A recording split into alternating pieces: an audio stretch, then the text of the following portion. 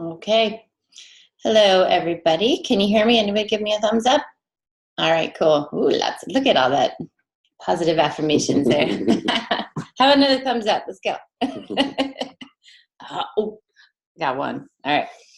Okay. Welcome to the Team Limitless Monday night team call, where we do whatever we can to help you guys, grow, get better, help ourselves grow and get better, and connect as a team. So I am Lisa Dunsky. This is Joshua Dunsky. And we're gathered here today to talk about connecting. So connecting is, I think, probably one of the most awkward things in this business because people make it weird. Because we have a preconceived notion in our head that talking to someone, like waiting in line for a Starbucks or at a grocery store, is weird. And the reason that we have that, one, is we get in our heads about us being network marketers, but also because we're told from an early age not to talk to strangers. So it's conditioned that we shouldn't talk to strangers. And everybody else is conditioned that way too. So if you do talk to a stranger, they're a little taken aback, like, oh, well, what do you mean? Why are you talking to me? All right, so social connection is a fundamental human need. So you would think that it would be easy to connect, right? But it's not the case. It's not the case. We have, against our own self-interest, we get bogged down with shyness, self-consciousness, cynicism, pride, competitiveness, jealousy, and arrogance. So if we can get all that baggage out of the way, we can connect with anyone, right? Would you agree?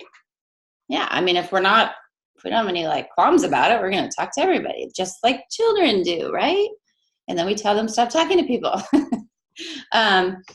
So here's some tips on how to instantly connect with everyone you meet. Now, these are not my tips. I looked this up on the Google, and they were great. So I'm going to regurgitate them to you. But I really like them. They're so simple. They're so easy, and so hello. I kind of smacked myself in the forehead. Wow. Why am I being that weirdo, right? So one of them is leaving a strong first impression. So research shows us that most people decide whether or not they like you within the first 7 seconds of meeting you. And John Raines at our retreat talked about liking people first. And I thought that was such a poignant piece, because then you get that stuff out of the way, right? You're going to decide to like them. So your posture is going to show up in a totally different manner than if you're sitting there hoping they're going to like you or worried about what you're going to say. So if you just get that out of the way and you like them first, there's no issue, right? So when in that first 7 seconds of meeting you and they're deciding whether or not to like you, they then spend the rest of the conversation internally justifying their initial reaction, whether if they liked you or they didn't like you. So it may sound a little scary, but by knowing this, you can take advantage of this to connect with anyone. So first impressions are tied immediately to positive body language. So if you've ever met someone, say at the grocery store, and they were complaining, oh my God, this was supposed to be 97 cents, not 98 cents. This is you guys are out to get me, and you do this every time I'm at the grocery store, and you charge me so much. I'm channeling my mother. Thinking the same thing. I didn't want to say it. But if you ever meet people who are immediately going to the negative, you are not really drawn to them. You're kind of ooh, key, right? And you kind of do that retracting thing where you're okay, I guess you're having a bad day. And you kind of back up, right? But if someone meets you with positivity, hey, how's it going? I'm having such a great day. You lean in. You're what's going on? Why is this person so happy? Which is kind of like Isagenix culture. We're also happy and bouncy and vibrant, and people lean in and go, what the heck are you guys up to? What are you doing? Right?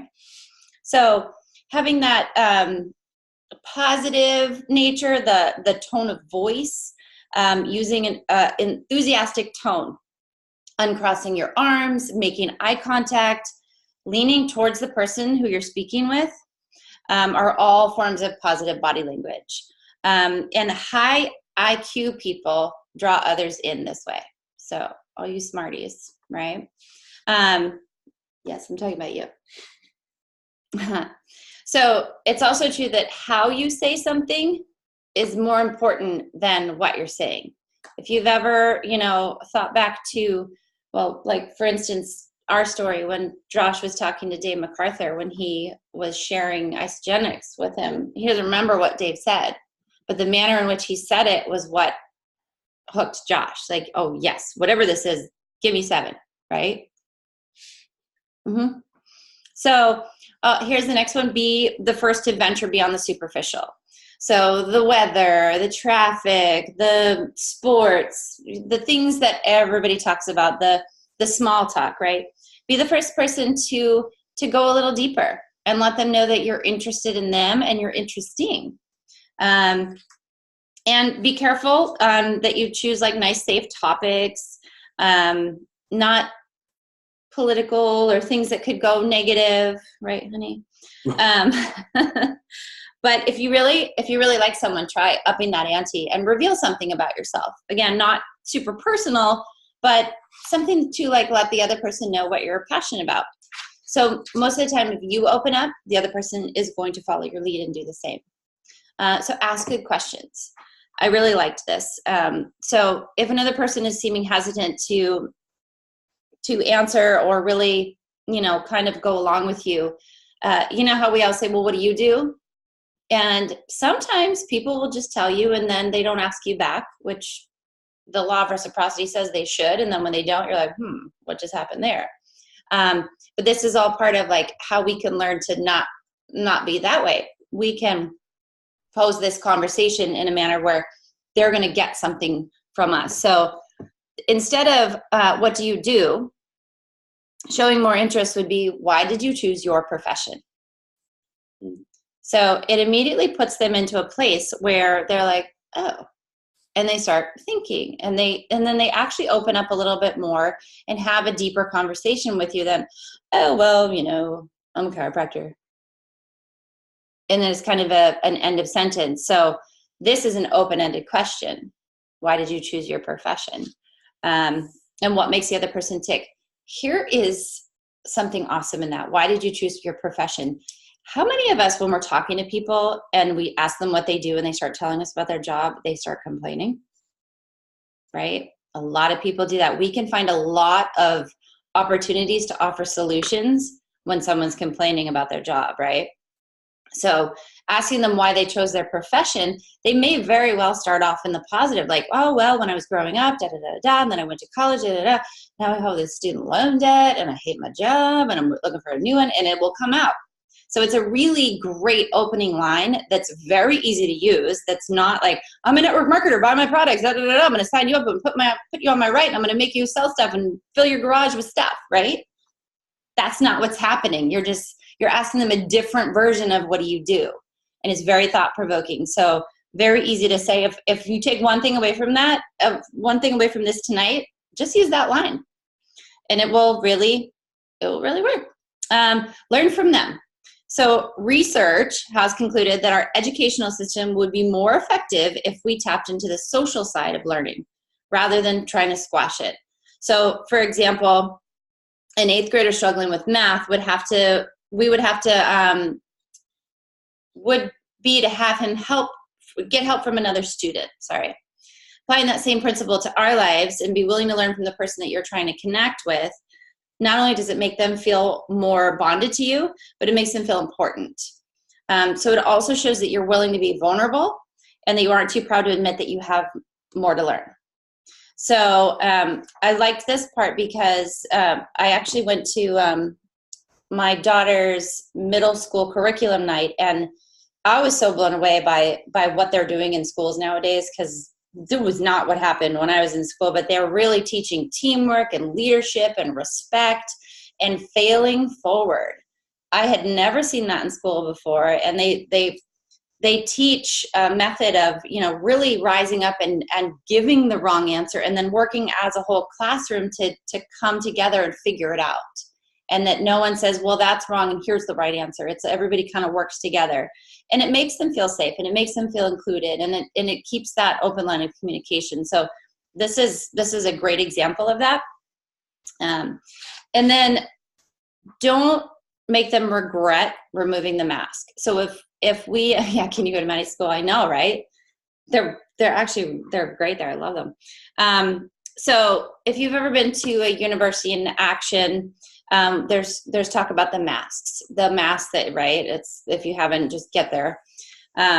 There's all these masks that everybody wears, you know, our real authentic selves, as much as we want to show up in the world and be like, yes, I'm this and that.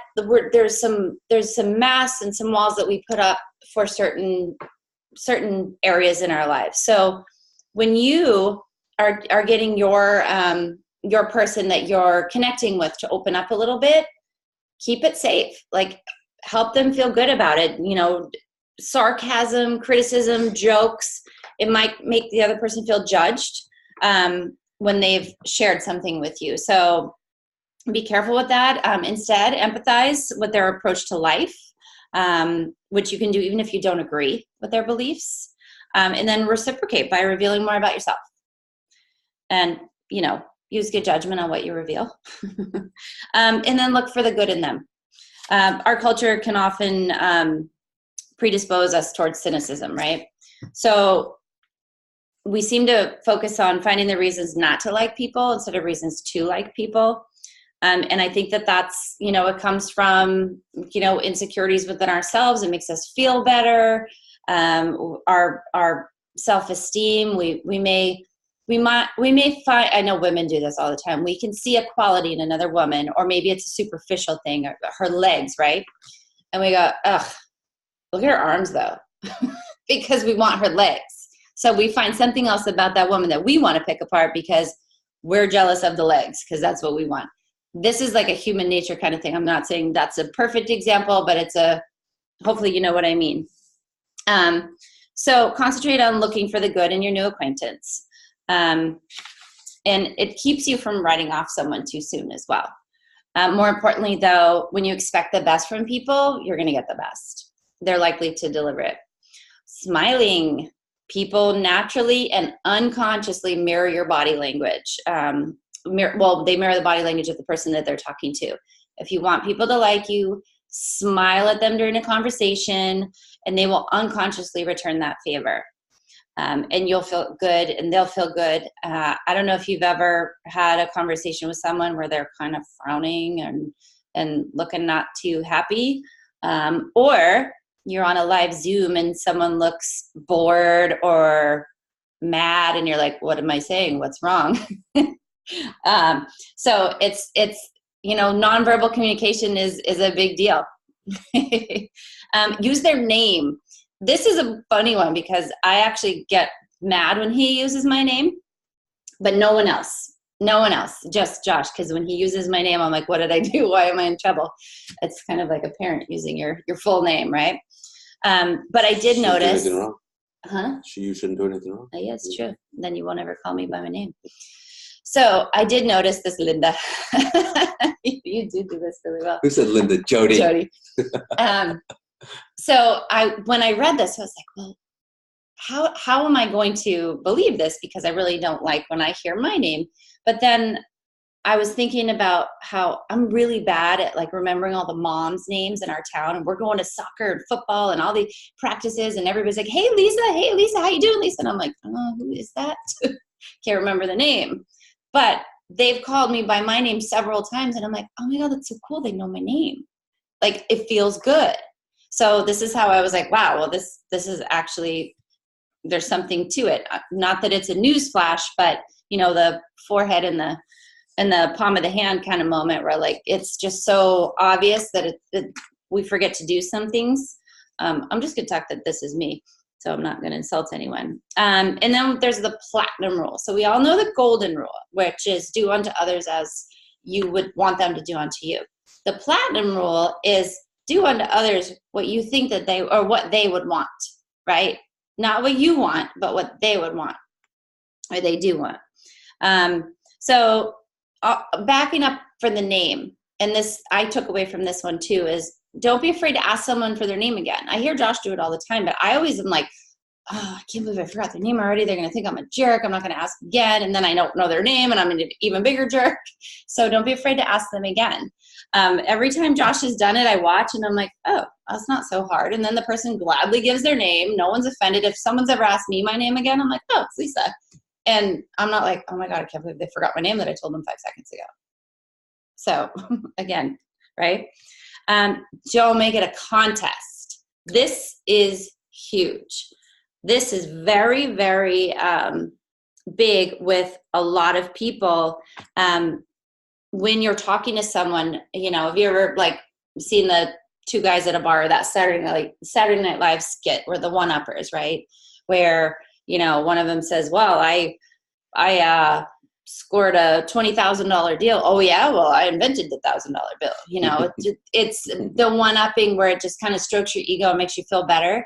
If you're meeting someone new, if you're competing with them right off the bat to be better than them, what do you think is going to happen, right? And we do this unconsciously. We absolutely do. I argue with my kids and I try to be better than my kids. I'm like, no, you're not right. I'm right because I'm the mom. So it's very it's very common that we do this. But really just taking a step back and thinking about our approaches is going to help us to make those connections that are not going to be like, oh my God, they know I'm a network marketer. Oh my God, I got to go talk to them. Oh my God. Oh, I didn't talk to them. I'm such a dope.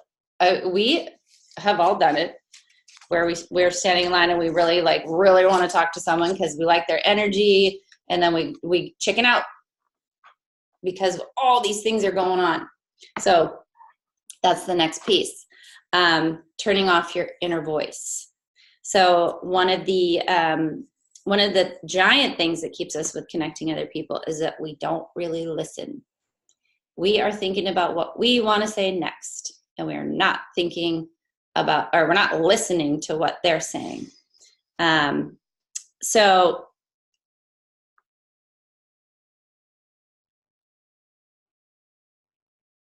turning off our inner voice will help us to connect deeply to our new acquaintances.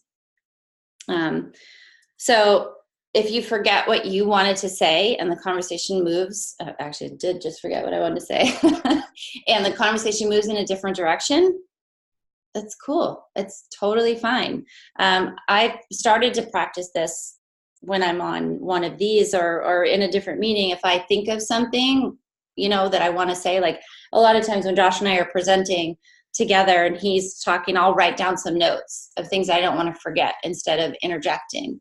Because when people are on a flow and people are on that thought process, you really do want to listen. You want to hear what they have to say so that you can kind of reiterate that back and connect with them. When people hear that you're listening, that you just, spoke back what they said, they're like a little surprised nowadays, like legit. I think that's one of the hardest things that people do, at least for me, is to sit there and not say something when I want to add some value. Hey, listen, I waited for you to pause, right?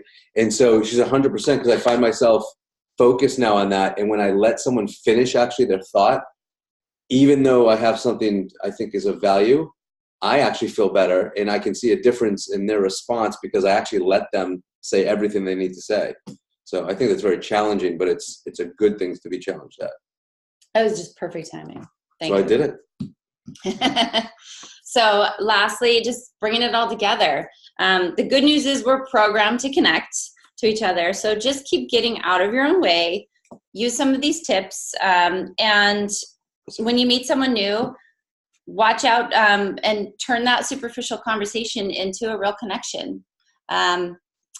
Are we going to answer some questions? Yeah, after. Okay. Yeah. Or did somebody say something that we needed to talk about? I will, I'll put this on Team Limitless underneath the post for tonight so you guys can have them because there's some great points in here. And use them as you wish. Awesome. And I know we have some announcements and some updates, so we're good. We're good. We have time. Okay, good. Thank you, Wendy, for noticing that I'm better at pausing. I think so too. So awesome, Lisa. Thank you. It was great. And You're you know welcome, what? Josh. You know what? Some of these things that we hear, that we should know. We think, oh yeah, that's easy to remember. I find myself not remembering those things. So getting back to basics is, I think it's a reason why I think this team is so successful, because we do focus on the basics. So before we get to any wins and celebrations, I have some homework for everybody to do or not to do. It's up to you. You don't have to do this. But I find bringing, when I listen to the people I model after and my mentors, and they bring up a nugget that has changed them, changed their mind, their mindset, their focus, I feel it's necessary to do this too. And one video that I've seen a gazillion times is Eric Worre's Overcoming Objections. It applies to every single one of us. And watch awesome. If you haven't seen it, see it. If you have seen it again and again and again. I actually take notes. It's the only way I learn, when I take notes and I look at it and I listen to it again. I put my earbuds in and I write down what people say. And I'll tell you, this video, so he's got several. Find the one, just type in Eric Worre Overcoming Objections. It's an hour and 22 minutes exactly. It is gold, in my opinion. Gold, gold, gold. So when you have people that come on board and you're their mentor and your coach, say, Linda, I have a video for you to watch this week. It's one of my favorite, Overcoming Objections. I think there's some great value for you, and you can let me know what you think afterwards. Because that lets us handle anybody's objection. One of the scariest things to do is connecting with people, what Lisa just so beautifully illustrated for us. The other scariest thing to do is, oh my gosh, what if someone has an objection? What if they don't want to do this right away? What if they have legitimate questions? How do I handle that? It's right there. You know, of course, we can go with feel, felt, found. Of course, we always do that. But there's much more depth in here and insight. So that's the homework. If you'd like to do it, great. If not, that's okay. You're going to stab me in the eye with that pen. Be careful. Sorry. Three-way calls. Three-way calls. So a lot of you are on the phone all the time. Some of you aren't on the phone, and that's okay. But how many are using three-way calls? It is the most effective, aside from events, it is the most effective tool that we have and the most underutilized. And there's some people on here, I'm not going to name, that I talk to all the time that, you know, we work together and getting things moving and whatnot. And they're making a lot of calls, but they do no three-way calls. You can't possibly know everything. I can't possibly know everything, nor do we want to know everything. So when I meet somebody and I've exposed them, I've caked them, I say, excellent, if I could find a way, if I could show you a way to lose the 30 pounds, you ready to get started? And they say, I'm not there yet. I need some more information. Great. I give them info. I set up a meeting, but now I want to introduce them to one of my awesome partners. Lisa, I think you guys will get along great. And I'd love you to hear her quick story. Trust me when I tell you, and phrase it however you want. You got a school teacher. Listen, I'd love to introduce you to one of my partners who's also a school teacher. I think you might resonate with a couple things that he says. When are you free? It's as simple as that. It's not that this person has to get on and give an hour dissertation. It means someone else is connecting of like, and they may say one or two words that just lights them up. That's a three-way call, right? You're letting them talk. Obviously, there's a technique behind it, but I can't stress this enough. For those of you that haven't, really look into it. We'll help you do it. We'll show you how it works. If you are doing it, kudos, and keep doing them because they're super effective. I want to thank you all on the feedback from last week. The network, we did a comparison of I think it was last week, or 2 weeks ago, our comp plan compared to a lot of the other comp plans in the industry. And it seems like that was a big hit. So thank you for your feedback, and tag your people in it if you want them to see it. That's when we did that combined call. Do that. Yeah. Yep. Really quickly, just want to highlight our trim down to turkey day. I keep calling it a turkey trot. Trim down to turkey day started today. It's a 6-week challenge. Jody and Crystal spearheaded this, and you guys are doing an amazing job. You guys, there's so much work and organization behind this. I mean, just one little tidbit of taking everybody's screenshots that entered the ISABody and putting it into a spreadsheet with everybody's dates to make sure everybody's compliant, that's a big deal. It's a lot of background work, and it really shows the level of quality and devotion that all of you guys have to this team and to helping people be successful. So kudos on that. And if you don't know about it or want to include more people, reach out to Jody or Crystal or myself or Jen Ayat, anybody here really that's that's working on that, Ken, and we're all doing that together. We all started today, and I already cheated and had a bowl of cereal. So my fail on Friday, I'm going to talk about that. All right, orientation Zooms, they're happening Tuesday, Wednesday, Thursday night, 8:30 p.m. Eastern time. If you aren't getting your new people on that or old people on that, do it. These are easy ways for you. Go ahead, Jody. I was just gonna, I'm sorry to interject, but I was gonna talk to you about this.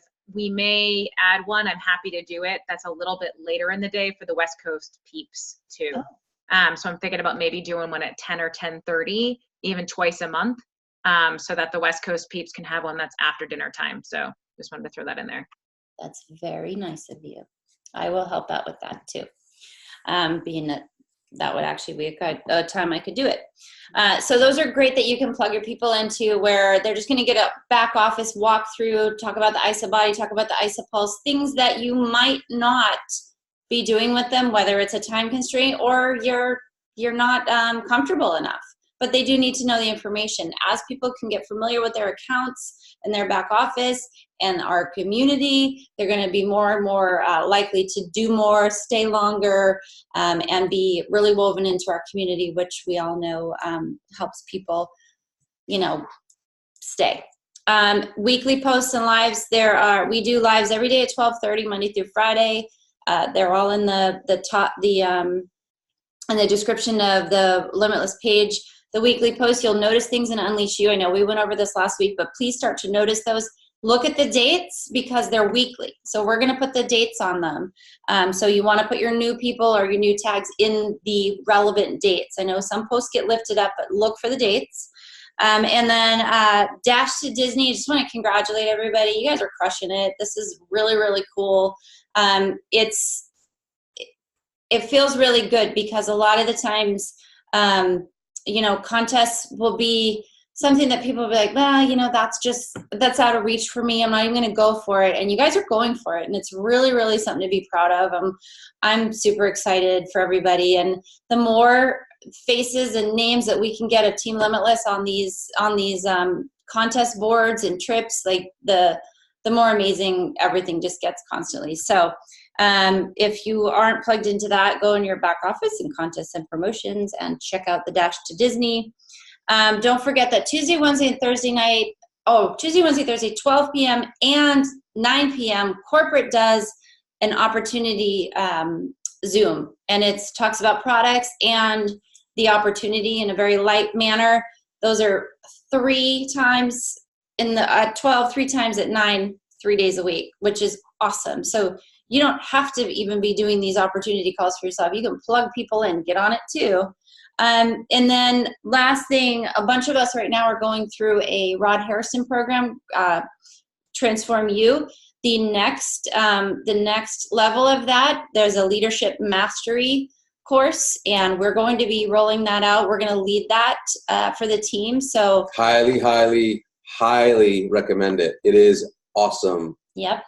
Awesome. Yep. And Little Birdie told me that we might be working pretty closely with Rod on this. So if you want to join us in that endeavor, please, please, please stay tuned. We're going to be rolling out the information. I know, Jody. Eyeballs. We're going to be rolling out that information really soon. We're on, day 36 of 45 of, oh yeah, we got to get on that call. Lastly, I'm interjecting, Jody. October 13th, yes. Super Saturday. Awesome, Kristen, awesome. Hopefully everybody's going to be there.